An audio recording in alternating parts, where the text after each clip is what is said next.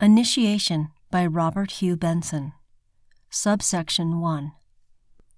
The air was of that peculiar freshness of an Italian spring morning as, 3 days later, Neville drove out alone in a little Victoria, with his man on the box, for the sensation of a Mass in a catacomb. There are just a few things that are inevitable in Rome. He had already done 3 of them. He had visited St. Peter's. He had trailed after a guide through the Forum. He had visited Frascati.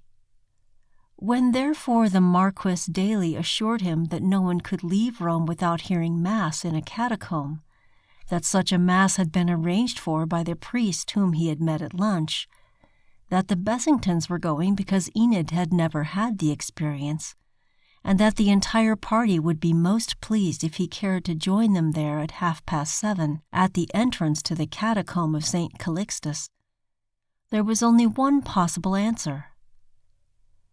The return from Frascati 3 days ago had been uneventful enough. He and Enid had spied a remnant of the party 5 minutes after leaving the wayside shrine, and had learned that they had scarcely been missed. Mrs. Bessington, it appeared, had prevailed on a majority to visit the cathedral. A minority had got as far as the villa whose entrance the two had passed on their way up into the woods.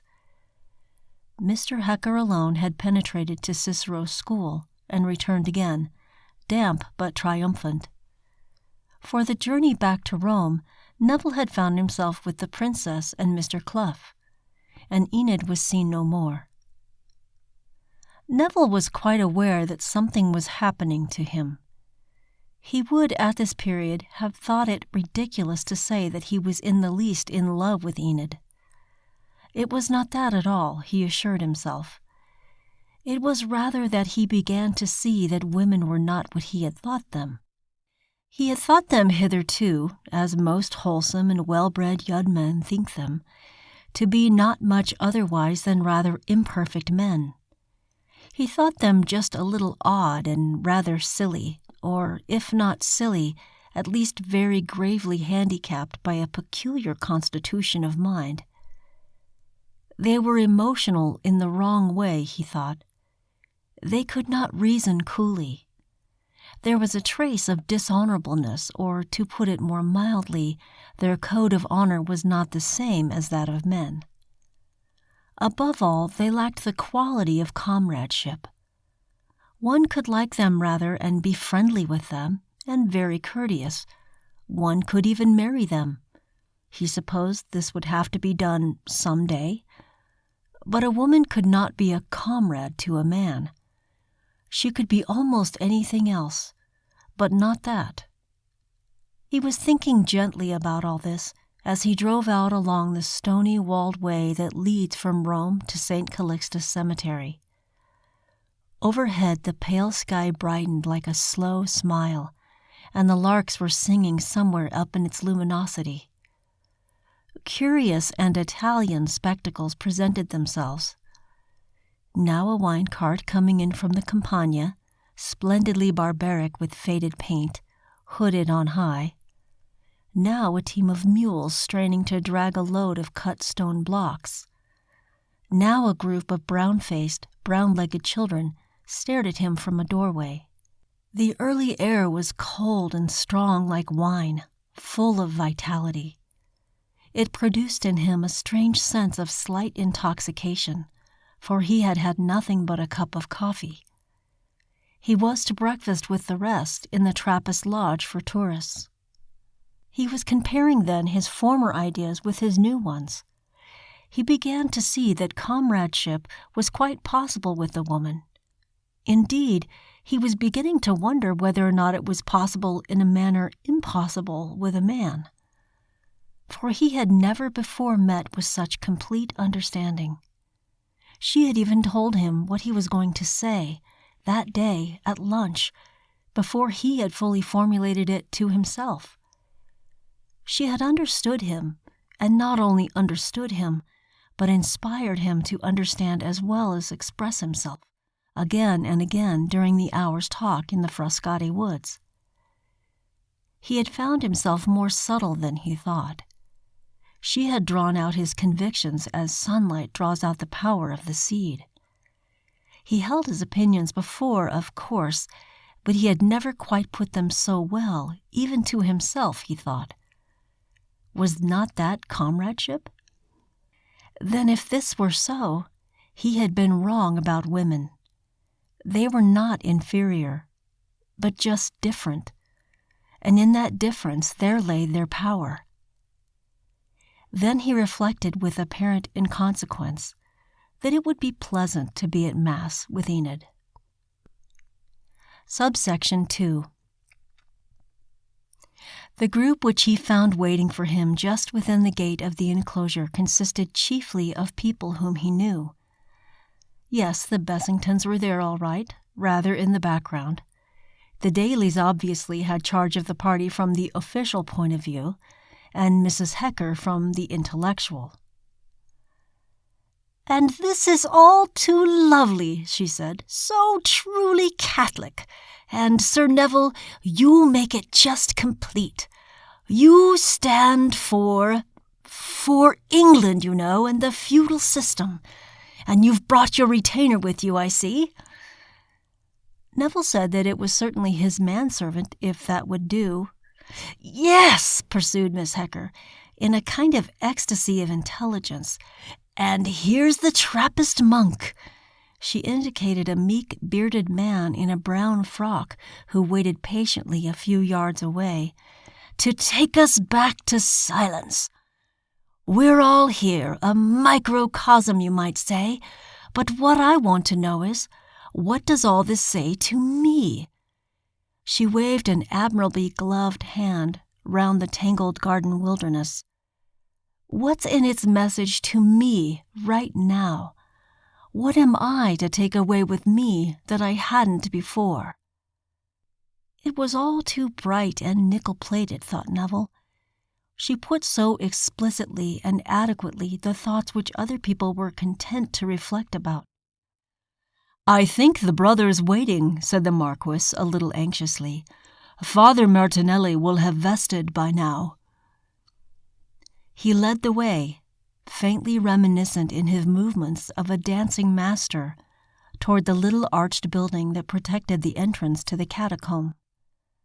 Neville tried to get near the Bessingtons as the group began to string itself out for the descent, but it was hopeless. He could hear Mrs. Bessington's voice trickling gently on, somewhere in front. He wondered whether it was about clergymen or Corfu, and to whom she believed herself to be talking, but that was all. Mr. Hecker's gray coat and neat trousered legs and trim hair was the only object immediately before him, descending tranquilly and steady down the long flight of steps into the mysterious darkness beneath, lit by the ruddy light of 3 or 4 tapers. He had never been in a catacomb before, and he presently found himself quite interested. Floor, roof, and walls of the tunnel seemed all alike, of a curious powdery texture. Here and there he could make out slabs of stone engraved with letters. There was also a powdery sort of taste in the air, as of the last and ultimate essence of dryness. He did not know much about catacombs, but he was aware, from fragments of Mrs. Bessington's conversation on a previous day, that they were, all told, strung out end to end, about 800 miles long, and that they had been, in the days of persecution, at once the hiding holes of Christians, their places of worship, and their cemeteries. Certainly that was interesting, even if a little stuffy. He did not quite know why he had got up so early to come to them, though. And the next instant, with a flash of clear-sightedness, he knew very well why he had come. When he found himself settled at last in his place, kneeling since the others knelt too on the powdery floor, the romance and mysteriousness of it all came on him suddenly. It was an excavated chapel in which they all knelt, perhaps 15 feet high, but with a long funnel coming down from the upper air far above, shedding an oddly unreal kind of bluish light which met but did not mix with the yellow light of the tapers. The walls were dim and dark, but here and there upon them showed incised slabs, marking, he thought, the last resting places of men and women who had lived and died at least 1,600 years ago. There was one cleared space not far from him, as if the foot of the wall had been excavated, whence came a soft light as of burning lamps. He supposed this must be the place where St. Cecilia's body had been found lying as if she slept. So much he knew from a hurried glance at Baedeker last night in bed.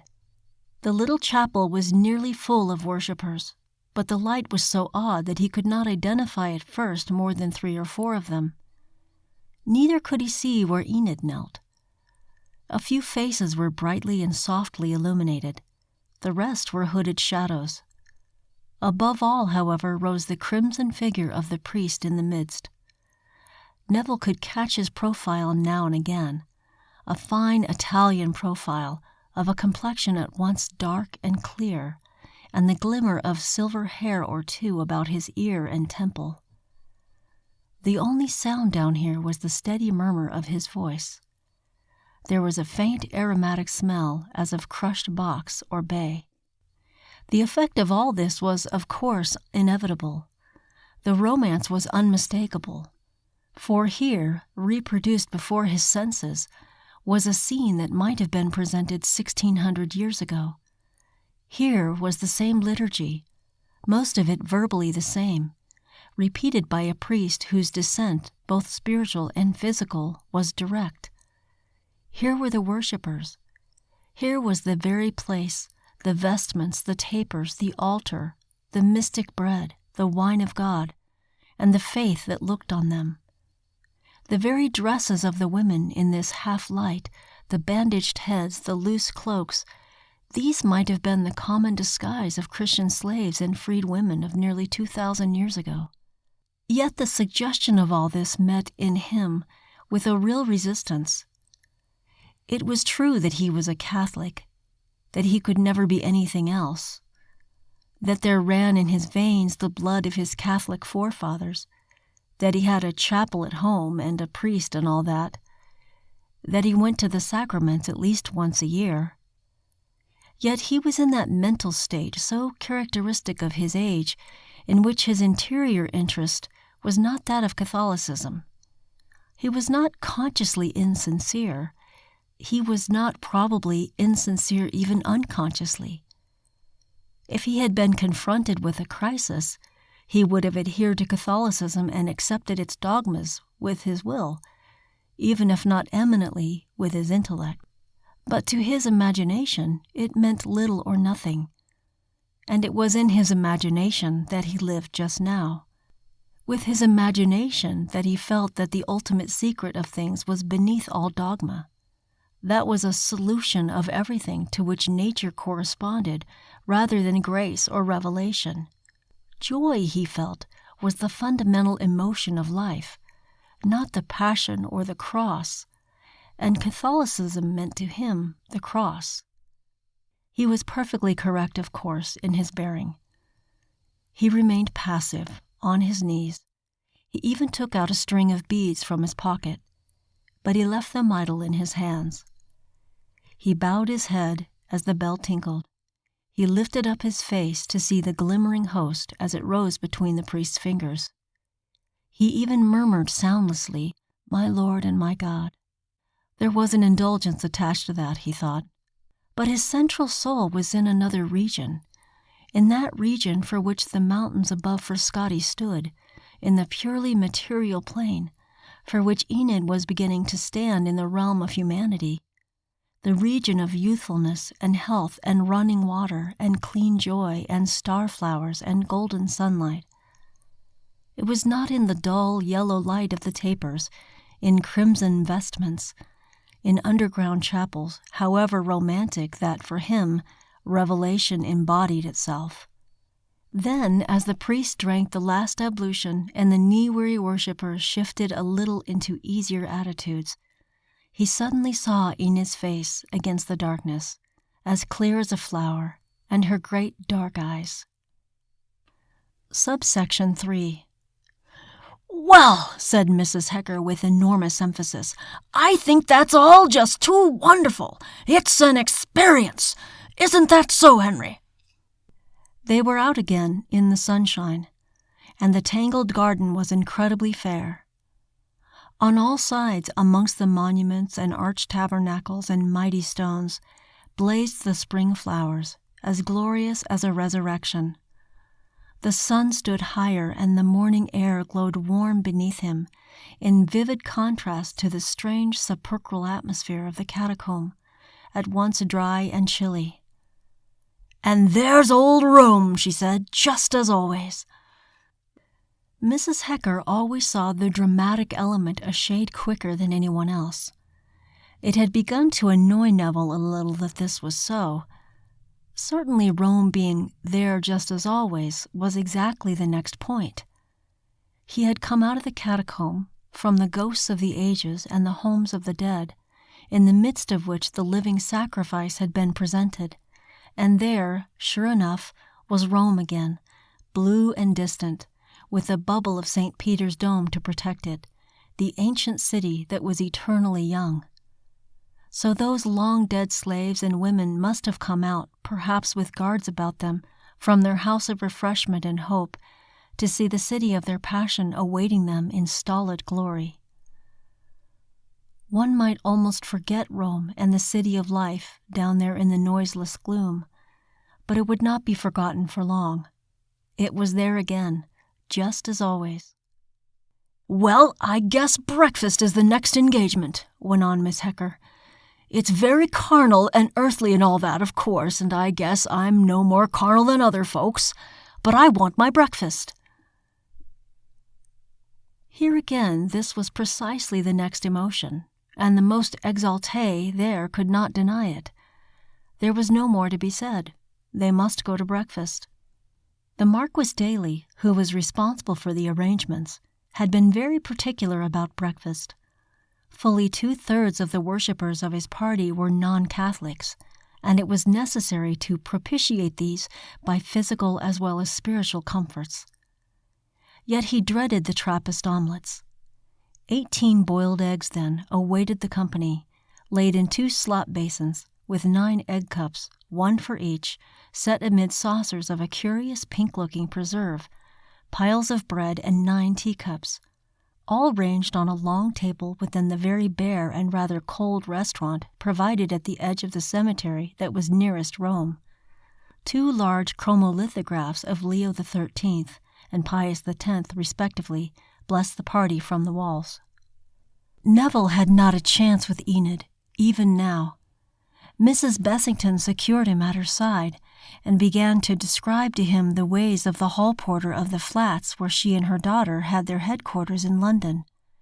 Neville decided, in the intervals of his assenting to her, that her secret lay in the fact that she said out loud what other people thought. Everyone has foolishly inconsequent trains of thought, selections from which are manifested in speech, but Mrs. Bessington manifested the whole. She gave him, presently, an admirable illustration of his theory. "He always goes off duty at 10 o'clock, she was saying, when the night porter comes on, and even wears the same cap, because one evening Parkinson, that's the name of the day porter, got impatient, I suppose, when Martin wasn't in time, and as I came in from an early dinner somewhere or other, I saw Parkinson's cap lying there on the table, because I know it was his, as when I went in to see if any letters had come, I peeped inside the cap, and there was his name in red ink on the white lining. And as I was there, Martin came in late, as I said, and was in a great hurry. So he hung up his coat just as I was going out, and as I went past the little window, I saw him putting on the cap. So I knew it was the one, and it always seemed to me very odd that the people of the flat in Cadogan Lane, because that's where it is, whoever they are, did not provide a cap for each one of the porters, instead making them all wear the same one.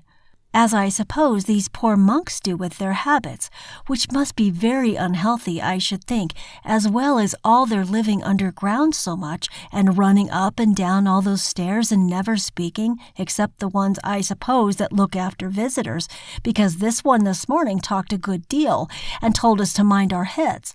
I remember as we went under that low place in the tunnel, because I think—" She proceeded to give her views on the Trappist vocation. Neville was getting really adept at doing 3 or 4 things at once.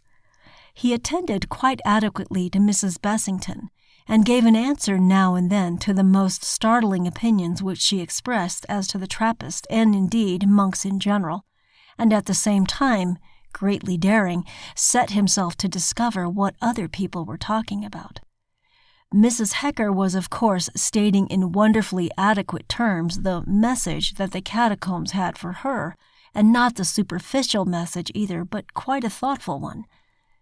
Neville could not catch the whole of it, but its main purport was that the simple things were the greatest and the most worth coming to terms with. The Marchioness Daly was describing a reputed conversation of hers with the Secretary of State, in which that prelate, it appeared, took her advice in every particular, and begged that he might have the advantage of it always in the future. The Marquis Daly was discussing, in tolerable Italian, with the priest who had just said Mass, some recent researchers in some newly discovered catacombs. 2 more ladies, names unknown, were planning out the rest of their week, and Enid was silent.